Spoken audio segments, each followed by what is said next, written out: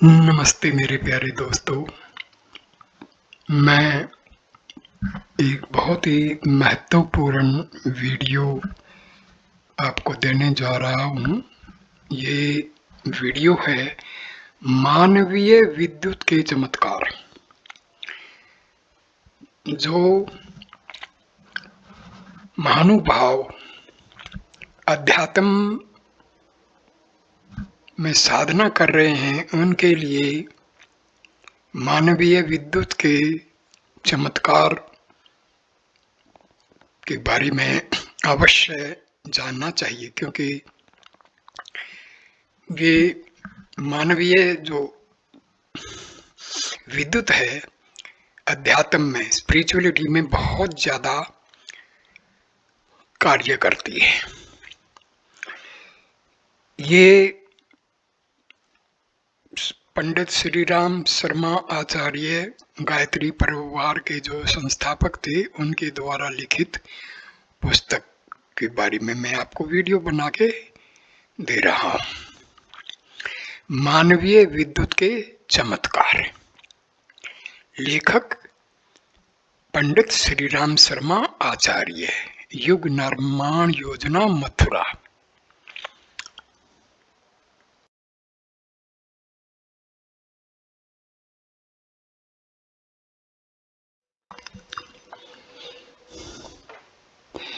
इस पुस्तक में मनुष्य शरीर की बिजली द्वारा जो कार्य संपन्न होते हैं, उन पर प्रकाश डाला गया है।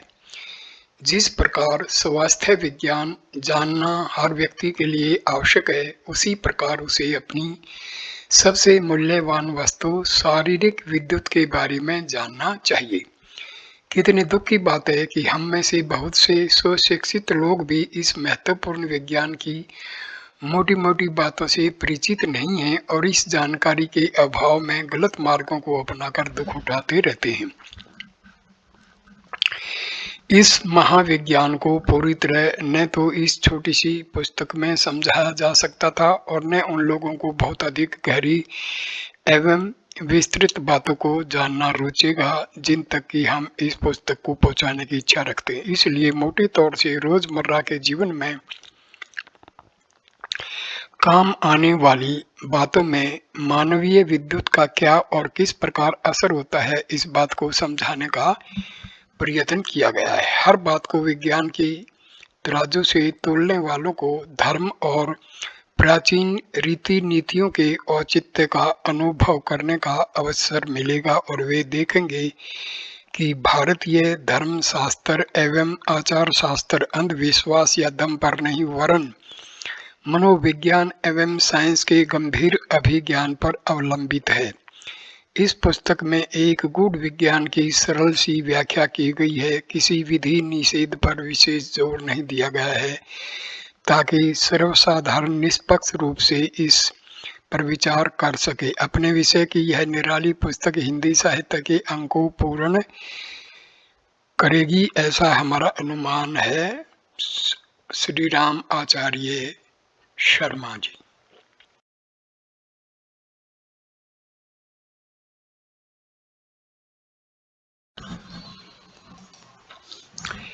मानवीय विद्युत के चमत्कार। आत्म तेज का परिचय। मनुष्य का शरीर एक अच्छा खासा बिजली घर है। जैसे बिजली घर में से सारे शहर के लिए तार लगे रहते हैं, उसी प्रकार मस्तिष्क में से निकलकर जो पतले पतले तार समस्त शरीर में जाल की तरह फैलाए गए हैं, उन्हें ज्ञान तंतु कहा जाता है। यह टेलीफोन का काम करते हैं। देखो जरा सा भी कहीं छू दो तो यह तार फौरन मस्तिष्क को सूचना देंगे और वहां बैठा हुआ अधिकारी क्षण भर में यह फैसला करेगा कि अब क्या करना चाहिए। पाँव में चींटी काट खाए तो तुरंत ही ज्ञान तंतु इसकी रिपोर्ट मस्तिष्क में पहुंचाएंगे और मस्तिष्क बिना एक क्षण का विलंब लगाए उसी चींटी के काटते ही हम अपना पैर फटकारते हैं, जिससे चींटी छूट जाए और काटे हुए स्थान का विष खुजलाने से निकल जाए एवं रगड़ से वहीं खून का दौरा विशेष रूप से होने लगे, जिससे घाव भरने में शीघ्रता हो। यह ज्ञान तंतु सर्दी, गर्मी, हवा, नमी आदि की भी सूचना पहुंचाते हैं, जिसके आधार पर उनसे शरीर की रक्षा का कपड़े, छाते आदि से प्रबंध किया जा सके। कुछ तार इनसे मोटे होते हैं, जिन्हें नसें कहते हैं। कहने को तो ये खून बहाने वाली नालियां कही जाती हैं, परंतु सूक्ष्म दृष्टि से देखने पर यह विद्युत बहाने वाले तार हैं। जब इन नसों की बिजली मंद पड़ जाती है तो खून बहता रहता है, पर शरीर में बड़ी जड़ता या अकड़न आ जाती है, उनमें दर्द होने लगता है। गठिया की बीमारी में या अन्य नसन संबंधी रोगों में कहीं खून का बहना बंद नहीं होता, क्योंकि खून नहीं पहुंचने पर तो वह अंग मर ही जाएगा, वरन नसों की बिजली बंद पड़ जाने के कारण वे निर्बल और कठोर हो जाती हैं। जब उन पर रक्त या अन्य कार्यों का दबाव पड़ता है तो उन्हें बर्दाश्त नहीं होता और दर्द, दाह या उत्तेजना का अनुभव करने लगती हैं। रक्त या मांस में जो जीवनी शक्ति या सजीव तत्व हैं, वह एक प्रकार की बिजली है। शरीर से बाहर निकल जाने पर जब रक्त की बिजली हवा में उड़ जाती है, तो वही वस्तु जो एक क्षण पूर्व बड़ी सक्रिय थी, दूसरे ही क्षण निर्जीव मृत होकर सड़ने एवं दुर्गंध फैलाने लगती है। प्राणांत होने के उपरांत शरीर की सब धातुएं मिट्टी हो जाती हैं। किसी प्राणी का वध किया जाए तो उसके शरीर की बिजली तुरंत ही समाप्त नहीं हो जाती, वरन धीरे धीरे घटती है। जिस अनुपात में वह घटती जाती है, उसी प्रकार उसी अनुपात में मांस निर्जीव होता जाता है। अधिक समय तक रखा हुआ मांस जब दूषित विद्युतहीन हो जाता है, तब वह बेकार हो जाता है, खाने के काम में नहीं आ सकता। आत्मा इस विद्युत शक्ति का आद्य बीज है। छोटे से शरीर की थोड़ी भी शक्ति पर दृष्टिपात करने से आत्मा एक बहुत छोटी वस्तु प्रतीत होती है, क्योंकि उसके चलने फिरने, बोझ उठाने, काम करने, सोचने आदि की शक्तियां बहुत सीमित मालूम पड़ती हैं। कई बातों में तो मनुष्य की अपेक्षा अन्य जीव जंतु अधिक शक्ति रखते हैं। मोटी दृष्टि से देखने में प्राणी चाहे जितना तुच्छ प्रतीत क्यों न हो, पर उसमें एक बड़ा ही अद्भुत गुण है, वह है उसकी उत्पादन शक्ति। बरगद का छोटा सा बीज अपने पेट में एक बड़ा भारी विशाल वृक्ष छुपाए रहता है, और जब भी उसे अवसर मिलता है, अपनी उस छिपी हुई शक्ति को वृक्ष बनकर प्रकट कर देता है। जीव चैतन्य है और अपना पोषण अनंत चेतना से प्राप्त करता है, इसलिए उसके अंदर वह शक्ति है कि अपना आकर्षण शक्ति को चाहे जितना बढ़ा ले और फिर उसके जरिए जिस वस्तु को जितनी मात्रा में चाहे अपने पास खींचकर इकट्ठी कर ले। बरगद के बीच में महान वृक्ष उत्पन्न करने की शक्ति है, इसे सब जानते हैं, परंतु कई बार बीज निरर्थक नष्ट हो जाते हैं। उनका अंकुर निकलते ही झुलसा जाता है या कुछ ही बढ़ने पर उनका पौधा मुरझाकर बर्बाद हो जाता है। इसका कारण बीज की अयोग्यता नहीं, वरन उत्पादन क्रिया की त्रुटि है। असंख्य मनुष्य अपना जीवन बड़ी निकृष्टता के साथ गुजारते हैं। उनका जीवन ऐसा दुखमय और नारकीय होता है कि यह मानने में संदेह उठता है कि मनुष्य की आत्मा क्या परमात्मा के दिव्य गुणों से भरी हुई है। वेदांत कहता है कि जीव और ईश्वर एक हैं, परंतु हम मनुष्य में परमात्मा के गुणों का अभाव देखते हैं और उपरोक्त शास्त्र वचन पर विश्वास करते हैं। हमें जानना चाहिए कि वर्तमान स्थिति में मनुष्य बीज है और परमात्मा वृक्ष। मोटे तौर से वृक्ष और बीज की बराबरी की तुलना नहीं हो सकती, परंतु तत्वतः यह भेद सत्य नहीं है। अपनी उत्पादन शक्ति का ठीक तरह प्रयोग न करने से ही मनुष्य मलिन अवस्था में पड़ा रहता है और अपना विकास नहीं कर पाता। उसे इस बात की पूरी आज़ादी है कि अपनी उत्पादन शक्ति को बढ़ावे, चाहे जितनी और चाहे जिस दिशा में बढ़ावे। मन आत्मा की एक इंद्रिय है। मन का धर्म इच्छाएं उत्पन्न करना है। मन में इच्छा हुई कि दिल्ली का किला देखें, तुरंत ही उसकी सेविका कल्पना शक्ति ने किले का एक कल्पना चित्र खड़ा कर दिया। अब यदि मन की इच्छा निर्बल होगी तो वह चित्र कुछ क्षण बाद विलीन हो जाएगा, और यह इच्छा बलवान होगी तो किले के मानसिक चित्र को पोषण मिलेगा। इच्छा शक्ति की खाद खुराक से यह चित्र कुछ ही समय में परिपुष्ट हो जाएगा और दिल्ली के किले की वास्तविक प्रतिमा के साथ अपनी घनिष्ठता स्थापित करने लगेगा। बुद्धि को अनेक बातें अपने आप ऐसी सूझ पड़ने लगेंगी जो इस किले से संबंध रखती हैं। बुद्धि की समझता के अनुपात में इनमें से अधिकांश सत्य होंगी। यदि उस मानसिक चित्र को इच्छा का पोषण बराबर मिलता रहे तो बाहर की परिस्थितियां कितनी ही विपरीत हों, धीरे धीरे वह आकर्षक चित्र अपना काम करता रहेगा और परिस्थितियों के अनुकूल करके एक दिन दिल्ली के किले का दर्शन करा देगा। इच्छा उठने के अक्षण से लेकर वह कार्य पूरे होने तक मार्ग की करोड़ों छोटी मोटी बाधाओं को साफ करने में वह आकर्षण कितने कितने संघर्ष करता है, इसे हम नहीं जान पाते। इच्छा के आकर्षण से सफलता मिलने में कितने मानसिक कार्य होते हैं। मानसिक विद्युत असंख्य प्रकार की शारीरिक, मानसिक तथा बाहरी परिस्थितियों को कितने बलपूर्वक चीर चीर कर अपना रास्ता साफ करती है। इसे यदि हमारी आंखें देख पाती तो हम समझते कि बेशक हमारे अंदर अत्यंत ही शक्तिशाली चुंबक भरी हुई है। शरीर की सारी हलचलें उसी बिजली का एक बहुत छोटा कार्य है। शरीर में इतनी गर्मी देखी जाती है कि उससे 1 घंटे में करीब 1 मन बर्फ घुल सके। यह गर्मी कहाँ से आती है? तुम्हें जानना चाहिए कि भीतर जो बिजली घर चल रहा है, यह उसका धुआं, धप्पड़ और गर्द गुब्बार है। भीतर तो इतनी गर्मी है कि जितनी में पृथ्वी पर पैदा होने वाला कोई जीव जिंदा नहीं रह सकता। कई मनुष्यों के चेहरे पर ऐसी तेज होती है जिसके आगे तलवार और बंदूकें कुंठित हो जाती हैं। यह तेज सफेदी या चमक नहीं है, वरन प्रचंड विद्युत धारा है। जब एक मनुष्य हजारों विरोधियों के बीच सफलता प्राप्त करके निकलता है तो यह कार्य उसके हाड़ मांस का नहीं वरन आत्म तेज का होता है। अगले अध्याय में हम बताएंगे कि इस आत्म विद्युत को सूक्ष्म इंद्रियों से ही नहीं वरन इन मोटी इंद्रियों आंख, नाक, त्वचा आदि से भी अनुभव किया जा सकता है।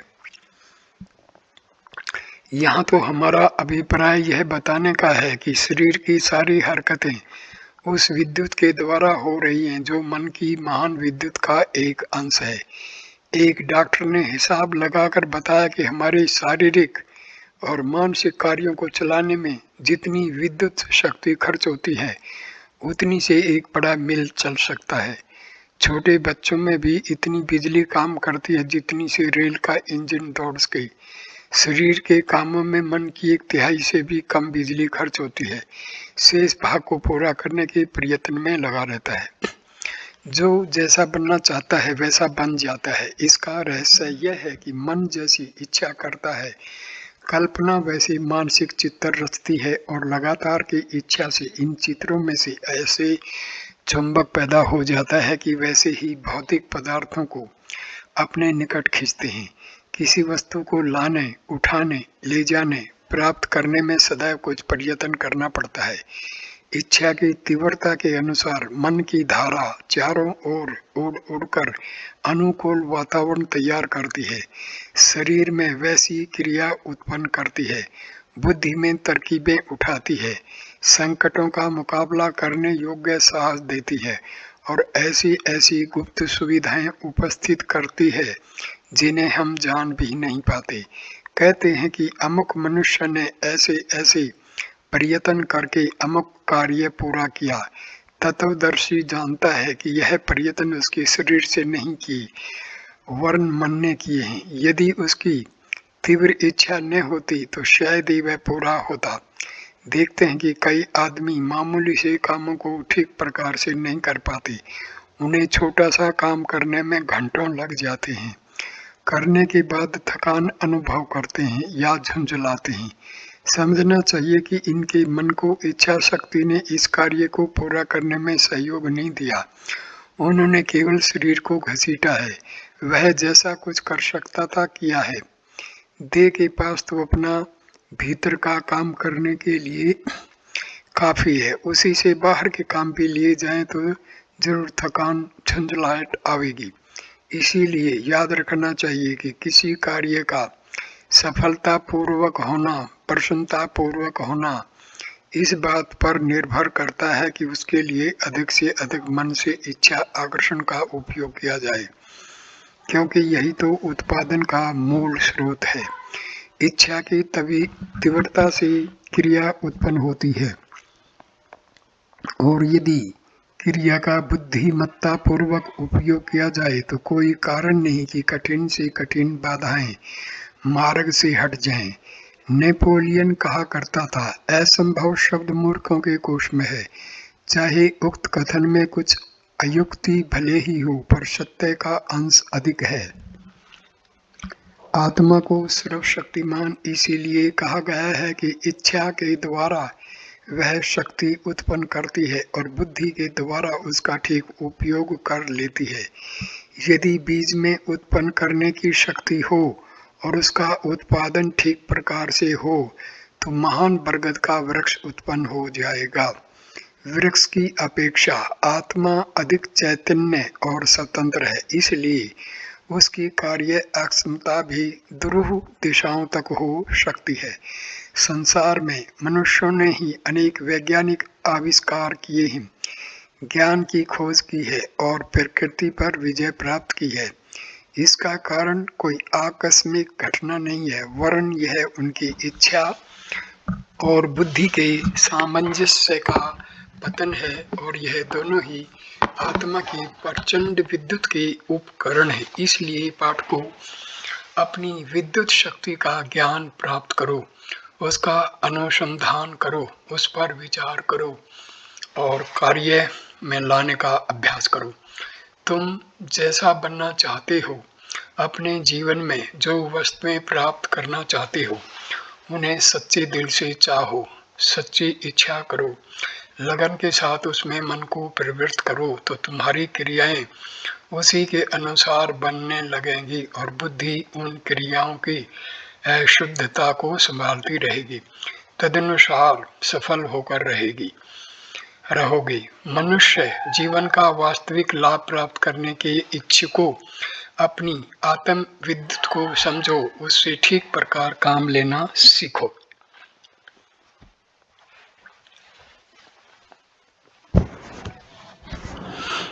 मनुष्य की शारीरिक विद्युत। मनुष्य के शरीर में निरंतर एक प्रकार का विद्युत का प्रवाह जारी रहता है। शरीर और मन के अतिरिक्त यह मानसिक प्रवाह और भी कामों में उपयुक्त होता है और हो सकता है। इसकी सहायता से कठिन काम पूरे किए जाते हैं, क्योंकि यह एक शरीर से दूसरे शरीर में प्रवेश करके उसे प्रभावित करती है और इच्छा अनुवर्ती बनाती है। विज्ञान द्वारा इस शक्ति का अनेक प्रकार से परीक्षण हो रहा है। अलग अलग मनुष्यों के शरीर में जो अलग अलग आकृतियों के तेजोवलय ऑरा देखे जाते हैं, उसके आधार पर योगाभ्यासी बिना असली मनुष्य के देखे उसके निकटवर्ती वातावरण का अनुभव करके ही उसके संबंध में बहुत कुछ बातें जान लेते हैं। साइंस के अनुसार साइकोमेट्री नामक एक स्वतंत्र विद्या का आविष्कार हुआ है, जिसके अनुसार आंखें बंद करके दिव्य चक्षुओं के बल से गुप्त और प्रकट बातें बताई जाती हैं।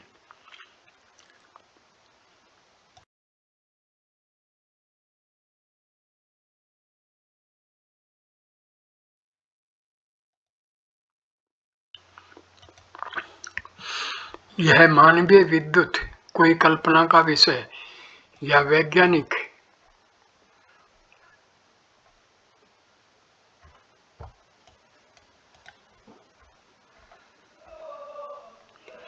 यह मानवीय विद्युत कोई कल्पना का विषय या वैज्ञानिक यंत्र से ही देखने की चीज नहीं है।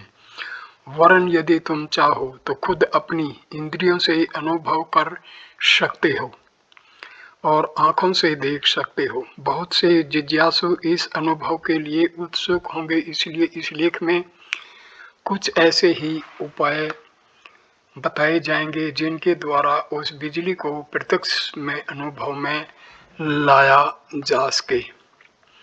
पहला, काले पर्दे की सहायता से एक अंधेरी कोठरी इस कार्य के लिए चुनो।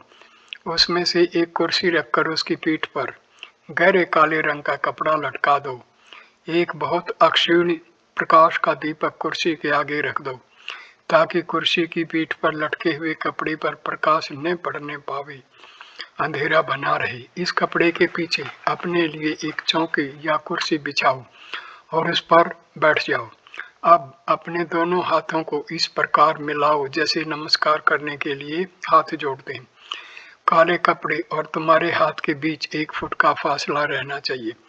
कुर्सी के ऊपर सतह की सीध से 1 इंच नीचे हाथों को रखकर उन्हें आपस में धीरे धीरे रगड़ना प्रारंभ करो और फिर इस क्रिया को उत्तरोत्तर तेज करते जाओ। ध्यान पूर्वक देखने से पता चलेगा कि झाड़ते समय एक सफेद भाप जैसा पदार्थ उनमें से निकल रहा है। कभी कभी हथेलियों की चमड़ी चमकती मालूम पड़ेगी और कभी 1-2 हल्की चिंगारी सी इधर उधर बिखरती मालूम देंगी। नाखूनों के छोरों से चमक विशेष रूप से देखी जाती है। सूक्ष्म चीजों को अच्छी तरह देख सकने की इन स्थूल आंखों में अच्छी योग्यता नहीं होती और कभी कभी आंखों की रोशनी का कम होने से इस प्रवाह को पूरी तरह देखने में बाधा पड़ती है। फिर भी उस विद्युत प्रकाश को इतना तो देखा ही जा सकता है कि हमें उसके अस्तित्व का विश्वास हो जाए। दूसरा, आकर्षक प्रभाव। पालथी मारकर लकड़ी की चौकी पर बैठो। कुर्सी पर बैठना हो तो पांव को लकड़ी के तख्ते पर रखो। जिस चौकी या तख्ते पर बैठे हो उसमें धातु की कोई ऐसी कील न लगी हो जो तुम्हारे को छूती हो, जमीन तक पहुंचती हो। इन बातों का ध्यान रखना इसलिए आवश्यक है कि तुम्हारा शरीर जमीन को छू रहा होगा या धातु की कोई चीज शरीर को छूती हुई पृथ्वी तक पहुंच रही होगी तो शारीरिक विद्युत का प्रभाव जमीन में खींचने लगेगा और जिस वस्तु की परीक्षा करना चाहते हो उसे देखने में सफलता नहीं मिलेगी। चौकी या कुर्सी पर पांव ऊंचे करके बैठना चाहिए। दोनों हाथों को आपस में इस प्रकार मिलाओ कि हथेलियों और उंगलियों के सिरे आपस में मिल जाएं। हथेली के बीच का भाग जरा सा खुला रह सकता है। 1 मिनट तक हथेली और उंगलियों के सिरों को आपस में खूब चिपकाने का प्रयत्न करो। तदुपरांत हथेलियों को कसकर मिलाए रहते हुए उंगलियों को मिलाए रहने का प्रयत्न करो। ऐसा करने पर चारों उंगलियों में कब कमी मच जाएगी, वे एक दूसरे से अलग न होना चाहेंगी, किंतु जब तुम उनका चुंबक तो भंग करके उन्हें अलग करना चाहते हो तो मानवीय चुंबक विद्युत के आकर्षण के कारण वे कांपने लगते हैं। यह अनुभव बहुत सफलता से किया जा सकता है। तीसरा, जल का स्वाद परिवर्तन। एक मेज पर कांच के गिलासों में पानी भरकर रखो। उनमें से एक में अपनी उंगलियों का अग्रभाग 4-5 मिनट तक डुबोए रखो और इच्छा करते रहो कि तुम्हारी विद्युत शक्ति इस पानी में उतर रही है। इसके बाद किसी कुशाग्र बुद्धि के मनुष्य को उन दोनों जल पात्रों को दिखाओ या उन जलों में से थोड़ा थोड़ा पिलाओ। वह व्यक्ति तुरंत ही बता देगा कि इस पानी के स्वाद में और रंगों में कितना अंतर है। चौथा, चक्कर में झंझनाहट। एक गोल मेज के चारों ओर कुर्सियां लगाकर कम से कम 3 और अधिक से अधिक 7 व्यक्ति बैठे। स्थान शांत और अक्षीण प्रकाश का हो। एक प्रहर रात्रि जाने के बाद का समय इसके लिए उत्तम है। सब लोग शांतिचित्त होकर बैठे और पांव लकड़ी के तख्ते पर रखें। सब लोगों के हाथ आपस में मिलाकर एक चक्कर बन जाना चाहिए। बिंदु पर शांतचित्त से दृष्टि की एकाग्रता करने पर एक विद्युत धारा बहने लगेगी और चक्कर में बैठने वालों के हाथों में तथा शरीर के अन्य भागों में हल्की झंझनाहट मालूम होने लगेगी। पांचवा, मृत वस्तुओं को जीवित रखना। एक ही समय के टूटे दो फल या फूल या किसी मृत प्राणी के शरीर लो, एक को परीक्षा के तौर पर किसी दूसरे व्यक्ति के पास छोड़ दो और दूसरे को अपने पास रखो।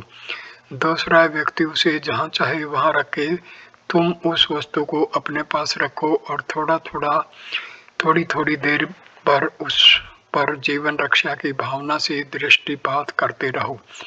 इस प्रकार तुम देखोगे कि साथी की वस्तु सड़ने लगी है, किंतु तुम्हारी वस्तु में सड़ने का जरा भी प्रभावित न होगा। हाँ, यदि दृष्टिपात अधिक तेज हुआ तो सूखने लगेगी। फ्रांस को बोर्डो नगर में इस संबंध में बहुत अन्वेषण हुआ। वहाँ एक स्त्री ने अपने शरीर में विशेष रूप से आकर्षण पैदा कर लिया था। जिस वस्तु पर दृष्टि डालती वह कदापि न सड़ती। केवल फल फूलों पर ही नहीं, वरन मरे हुए मेंढक, खरगोश, मछली, सूर आदि की लाशों पर भी यह परीक्षण किया गया।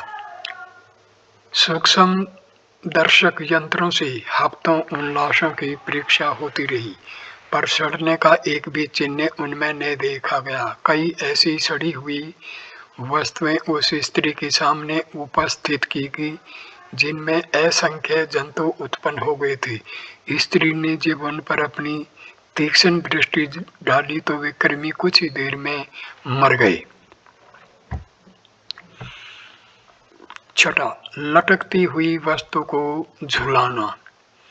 सुई के छेद में धागा पिरोकर ऊपर छत में इस तरह बांध दो कि सुई बीच में लटकती रहे। उस कमरे में हवा के झोंके न आने पावे, इस का प्रबंध रखो। अब उस सुई से 3 फुट के फासले पर तुम बैठो और उस पर दृष्टि जमाओ। कुछ ही देर में उसमें हरकत होने लगेगी और जिस तरफ चाहोगे वह उसी तरफ हटने व हिलने लगेगी। जलती हुई मोमबत्ती या दीपक की लो को भी इसी प्रकार मानवीय विद्युत के आधार पर हिला ढुला जा सकता है। 7वां, जीव जंतुओं पर प्रतिबंध। रामायण में ऐसा उल्लेख है कि लक्ष्मण जी एक रक्षित रेखा खींचकर चले जाते थे और उसके अंदर सीता जी निर्भय होकर बैठी रहती थी। जब रावण सीता को चुराने पहुंचा तो उसका इतना साहस न हुआ कि उस रेखा के अंदर प्रवेश कर सके, अतः उसे भिक्षुक का रूप बनाकर छल से सीता को रेखा के बाहर बुलाने का षड्यंत्र रचना पड़ा। इस प्रकार की विद्युत रेखाएं हर कोई खींच सकता है, परंतु उनमें असर अपने प्रयोक्ता के बल के अनुसार ही होगा। भूमि पर एक कोयले से कहीं छोटा सा एक गोल घेरा चक्कर की तरह खींच दो। खींचते इसमें उस रेखा में अपनी विद्युतमयी इच्छा का समन्वय कर दो और बैठकर तमाशा देखो। उधर से जो चींटियां या इस प्रकार के छोड़े कीड़े निकलेंगे उनके लिए यह रेखा जलती हुई बालू के समान होगी। वे रेखा के समीप तक जाएंगे किंतु उल्टे पांव लौट आएंगे। उसे पार करते उनसे न बन पाएगा। यदि किसी छोटे कीड़े के आसपास ऐसी रेखा खींच दो तो उससे बाहर न निकल जाएगा और उसी के अंदर ही घुमड़ता रहेगा। जब उसे कोई मार्ग न मिलेगा और अपनी जान हथेली पर रख लेगा तब उस रेखा को पार करने को उद्यत होगा। जब वह पार करेगा तो उसे बड़ा कष्ट होगा और निकलने के बाद ध्यान पूर्वक देखने से वह पीड़ित या पागल की तरह बेचैन दिखाई देगा। 8वां, फोटो खींचना। फोटो खींचने के अच्छे प्लेट आते हैं, वे आंखों की अपेक्षा अधिक स्पष्ट अनुभव कर सकते हैं। किसी ऐसे अंधेरे कमरे में जाओ जिसमें बाहर का प्रकाश बिल्कुल न पहुंचता हो और जिसमें प्लेट पर बाहरी प्रकाश लग जाने की आशंका न हो। उस कमरे में जाकर एक फोटो का प्लेट खोलो और 2 मिनट तक उस पर अपने हाथ का पंजा रखो। बाद में प्लेट को सावधानी से ढककर फोटोग्राफर से धुलवाओ, उस पर हाथ के प्रकाश का चित्र बन जाएगा। 9वां, चौंका देना। कोई व्यक्ति किसी कार्य में व्यस्त हो तो चुपके से उसके पीछे कुछ दूरी पर जाकर खड़े हो जाओ और एक रीढ़ की हड्डी या गर्दन का पिछला भाग जो खुला हो उस पर दृष्टि जमाओ और उसे चौंका देने की भावना करते रहो। वह व्यक्ति कितनी ही जरूरी काम में क्यों न लगा हो, अपना ध्यान हटाने को बाध्य होगा। उस स्थान को खुजलावेगा और वह मुड़कर तुम्हारी ओर देखने लगेगा। 10वां विचार उत्पन्न करना। किसी व्यक्ति को ढीला शरीर करके शांत चित्त से आराम के साथ बिठा दो और उसके सामने तुम बैठो। जिस प्रकार के विचार उसके मस्तिष्क में उत्पन्न करना चाहते हो, उसी प्रकार की भावनाओं का प्रभाव उसके मस्तिष्क को लक्ष्य करके जारी करो। तुम्हारा विद्युत उसके मन में प्रवेश पाकर वैसे ही विचारों को उत्पन्न करेगी। किसी का मन यदि बहुत चंचल और कठोर होता है तो वह उन भावों को पूरी तरह ग्रहण नहीं कर पाता, फिर भी अधिकांश सफलता मिलती है। पूछने पर वह व्यक्ति उसी प्रकार के विचार उत्पन्न हुए स्वीकार करेगा जैसा कि तुमने उसके लिए प्रेरित किए थे। यह साधारण विद्युत की बात हुई। इतने अनुभव के लिए किसी विशेष अभ्यास की आवश्यकता नहीं होती। हाँ, यदि स्वभावतः तुम्हारी विद्युत प्रबल है तो अधिक स्पष्ट अनुभव आएंगे और निर्बल होने पर उतनी ही त्रुटि रहेगी। अभ्यास से तो इस शक्ति को बहुत अधिक बढ़ाया जा सकता है। यह शक्ति समुन्नत होने पर जीवन को प्रकाश का पुंज बना देती है। इस वीडियो को मैं यहीं पर विराम देता हूँ। वीडियो देखने के लिए धन्यवाद। कृपा करके इस वीडियो को लाइक करना, कमेंट करना, शेयर करना और चैनल को सब्सक्राइब करना। धन्यवाद मेरे प्यारे दोस्तों।